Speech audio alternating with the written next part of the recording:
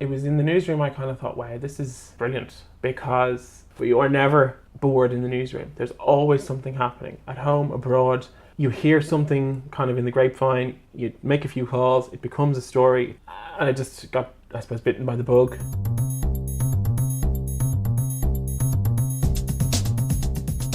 What if you had the opportunity to have a coffee with your 18-year-old self? What advice would you offer? And would you actually take the advice on offer? I'm absolutely fascinated by that question. I interview people from all walks of life, from Heineken Cup winners, endurance athletes, local taxi man, you name them, I've interviewed them. Be inspired, learn and grow from the experience of others. Welcome to the What I Know Now podcast with Mark Kelly. My guest today is Jack Quann. Jack is a digital news journalist at Communicorp, and Jack is the guy that breaks and updates news in real time. Jack, welcome to the show. Thanks, Mark. How did you become a digital news journalist? Because it's not necessarily something you probably think of when you're 3 or 4 years of age. Well, it wasn't something I was thinking of when I was 3 or 4. My original plan for myself, I thought I'd actually be a Spanish teacher. I don't know why, maybe it was the holidays that you get, but I always I think I just really wanted to interact with people maybe, and I did like school, so I think that probably has something to do with it. But it was only when I didn't get my higher diploma, I applied for it to become a teacher, and I didn't get it. And one of the students, mature students in my class said, have you ever considered journalism? Because you're quite opinionated and, you're very personable and this, that and the other. I thought, well, no, I hadn't really, as a career. I mean, I'm interested in journalism and politics especially, but never I thought would I make a living out of that. That was just something that I would watch the news at home and think that's interesting.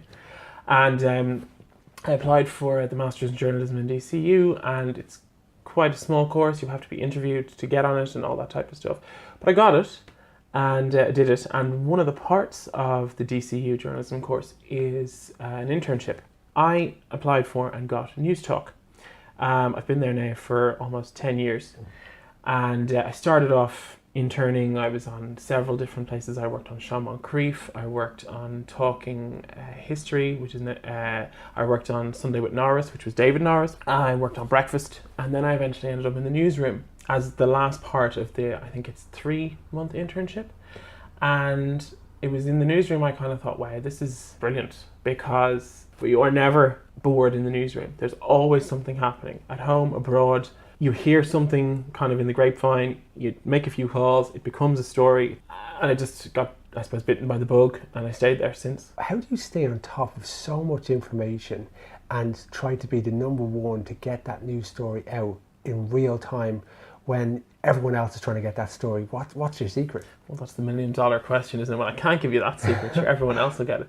No, but it's important, I think, to have your finger in many pies. So what did we do for news before Twitter? Especially, I know a lot of people use Twitter, but especially journalists, they're all over it. And now with Donald Trump, he breaks his own news through Twitter, and that's where all the networks get it from. So, I mean, that is a really important resource, I think, for journalists. Is that changing the game by him getting so involved in Twitter for how everybody's approaching that now? I think so. I think while it was always there, it's definitely more on the radar. Like, people will actively keep an eye on Twitter, and especially his Twitter account, for something that he might say, whether that be good, bad, or indifferent. And, when I set up Newstalk on Twitter back in the day, and, I was just putting up stories. It was very undiscovered at that stage. And now you have TweetDeck, and, I'll go in and I'll log in and I'll have 7 or 8 columns of different Irish news sources, international, like whatever the story of the day might be. That is a game changer in that, especially for digital journalism. What is it like to, in one moment, be talking about the Berkeley victims, next moment you talk about the budget, next moment you're interviewing Leo Varadkar? How do you wear so many different hats, and how much research has to go into all those different things? Well, it's important to sort of understand what you're doing, but also understand your audience. That if you're talking to Leo Varadkar, they'll want to know about what he's doing to help them and whatever the topic of the day might be. But if you're talking about the Berkeley balcony collapse victims, you have to be very, you're obviously, everything changes. You're not pushing somebody for an answer to a question. You're not trying to see if they're trying to catch you out. It's just letting them talk. And that's the difference. You know, you can let a politician talk and he'll talk blue in the face and you still mightn't have any information. Whereas if you're handling a human interest story, which is such, they're always popular stories, of course, because everyone has a story to tell, then you sort of set the scene, but you let them talk. I think that's the difference between several different elements of news. So when you're speaking to somebody who's high profile, how do you manage your nerves or don't kind of have a bit of a wobble about it? I think that's probably something that, obviously with time, that might go away, but I do think it's probably something that you either have or you haven't. You can either go into a room and talk to people and ask the questions that maybe other people won't ask. There's no point in being the shy, quiet journalist in the corner. That's not going to work. And how did you develop that? Because you're right, whatever makes you squirm can make you earn, or you have to ask those difficult questions. Where did that confidence come, or do you think you were born with that confidence?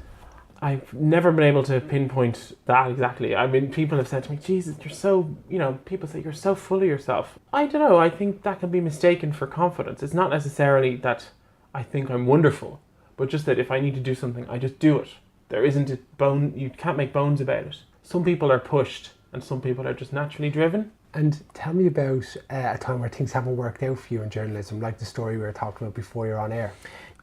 A couple of times. One of the ones was I was at a press conference for Waterford Wedgwood, I believe it was, and with the new owners of one of their factories. And it was just a media scrum, and you put your mic on the podium and you sit down and write your notes. And the battery started to go on my Marantz, the device that we use to record the audio off the microphone, and it started to beep really loudly and non-stop. And I thought, I have to get this out of here because it's coming out on everyone else's mic as well. So I left the room, grabbed the audio, feeling mortified, took the device feeling mortified, not having other batteries, of course. And I asked a colleague of mine, could I take the audio from them? Because it was a pooled press conference. But the lesson was, you never go out without a spare set of batteries. And same as if I filed from the field loads of times and your laptop mightn't work or the Wi-Fi won't work. That's happened a lot. And you just have to ring the newsroom and say, look, I'm having a conniption fit here. I'm doing my best. Either you mightn't have it for the deadline. Hopefully you will. Otherwise, you just, instead of keep trying, you just pack it up, you go back to the office and you file it there. And that's what I've had to do a good few times. The important thing is not to fall to pieces. Stuff happens. You have to just kind of pick yourself up and keep going. And actively communicate that. Exactly what's happening. Exactly. Tell me about some good pieces of advice that you've received, either in the newsroom, from people you've been interviewing, or just general. One of the best pieces of advice that I got was from a former colleague of mine. That it's so important. It's really important to know when to run a story, but it's equally important to know when not to run a story. And I think that is something that I've taken with me. I think I knew it already, but to have it put down like that just brought it home, and that's something I would tell everybody and anybody thinking of going into any kind of journalism career. Just because your three rivals have the story, if you don't have it, it's not there. It's better to be right than be first.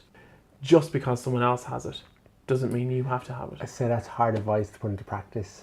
It is hard advice to put into practice, especially if you have different sections kind of, do we have that? Where is that running around? You can imagine it's an open plan office. There's a lot going on. Yeah. And a couple of times I've had to just sort of say, look, don't run that. We don't have it.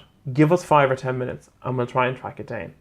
Because whatever about maybe a slight lag in your coverage, it's better than getting it wrong. You get it wrong, your credibility takes a hit. You come in maybe second, people will still get it, and especially with push notifications, they'll get it right into their palm of their hand. But if you get it wrong, it's such a bigger problem. I think it's great advice. So what advice would you offer to your younger self if you were going to have a coffee? We were joking about which drink you drink. A beverage. I would tell myself to not worry so much about things, to realise that if something doesn't work out, there's probably a reason and something else will take its place. There was a few instances in the last year or two where things didn't quite go as planned for me. And I thought, oh my God, what a nightmare, Jeez, what am I going to do? And as it turns out, that's worked out for the best. because I'm still where I am. If I had gone the other way, I mightn't be talking to you as a journalist today. Okay. Jack, thank you very much for being a guest on the show. Some brilliant advice there, and I'll talk to you very, very soon. Thank you very much. Thanks, Mark. You've been listening to the What I Know Now podcast with Mark Kelly. To subscribe to the podcast, just enter WIKN into iTunes or any Android podcast of choice, or check out the website at www.wikn.co. I'd love to get your feedback, either positive or negative, about the episode, what action you're going to take. I look forward to seeing you next week, and remember, have an absolutely super day. Bye.